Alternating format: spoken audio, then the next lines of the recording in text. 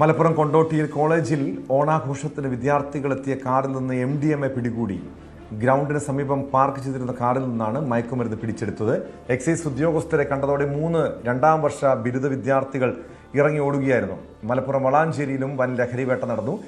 വാടക വീട് കേന്ദ്രീകരിച്ച് നടത്തിയ പരിശോധനയിൽ 43 ഗ്രാം MDMAയും 4 കിലോയിലധികം കഞ്ചാവും പിടിച്ചെടുത്തിട്ടുണ്ട്. ഇതോടൊപ്പം കോടികൾ വില മതിക്കുന്ന 3 കിലോ തിമിംഗല ഛർദിയും പോലീസ് കണ്ടെടുത്തു. സംഭവവുമായി ബന്ധപ്പെട്ട് ഒരു സ്ത്രീയടക്കം 3 പേരെ വളാഞ്ചേരി പോലീസ് കസ്റ്റഡിയിലെടുത്തിട്ടുണ്ട്.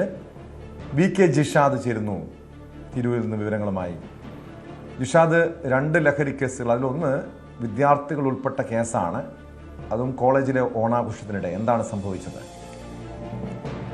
ഇന്നായിരുന്നു സംഭവം. കൊണ്ടോട്ടി കോളേജ് പരിസരത്തു നിന്നാണ് മെത്താഫിറ്റുമായി 3 വിദ്യാർത്ഥികൾ ഓടി രക്ഷപ്പെട്ടത്. കോളേജ് ക്യാമ്പസിന് സമീപം നിർത്തിയിട്ടിരുന്ന ഒരു കാറിൽ മാരക രാസലഹരി മരുന്നായ MDMA ഉപയോഗിക്കുന്നതിനിടെ മലപ്പുറം നാർക്കോട്ടിക് ഇന്റലിജൻസ് വിഭാഗം ചെക്കിങ്ങിന് ഇറങ്ങിയിട്ടുണ്ടായിരുന്നു. ഈ ചെക്കിങ്ങിനെ കണ്ടാണ് ഈ വിദ്യാർത്ഥികൾ ഇറങ്ങി ഓടുന്നത്.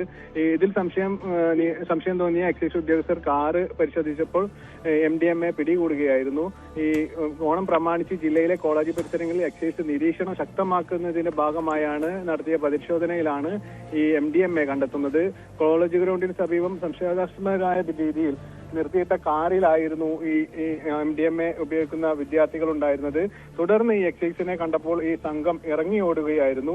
ഈ കാറിൽ നിന്നും രാസലഹരി ഉപയോഗിക്കുന്ന സാമഗ്രികളും പിടിച്ചെടുത്തിട്ടുണ്ട്. ഈ കടന്നു കളഞ്ഞ 3 വിദ്യാർത്ഥികളെയും കണ്ടാലറിയാവുന്ന ആളുകളെയും പ്രതികളാക്കി എക്സൈസ് കേസ് രജിസ്റ്റർ ചെയ്തിട്ടുണ്ട്. ലഹരിക്കടത്തിന് ഉപയോഗിച്ച ഈ കാറും ഈ എക്സൈസ് വിഭാഗം കസ്റ്റഡിയിലെടുത്തിട്ടുണ്ട്. സംഭവത്തിൽ ഉൾപ്പെട്ട എല്ലാ വിദ്യാർത്ഥികൾക്കായി അന്വേഷണം ഊർജിതമാക്കിയതായിട്ടാണ് എക്സൈസ് അറിയിച്ചിട്ടുള്ളത്. ടോം, മാത്രമല്ല ഇന്ന് വൻ ലഹരിമരുന്ന് നടന്നിട്ടുണ്ട്. MDMAയും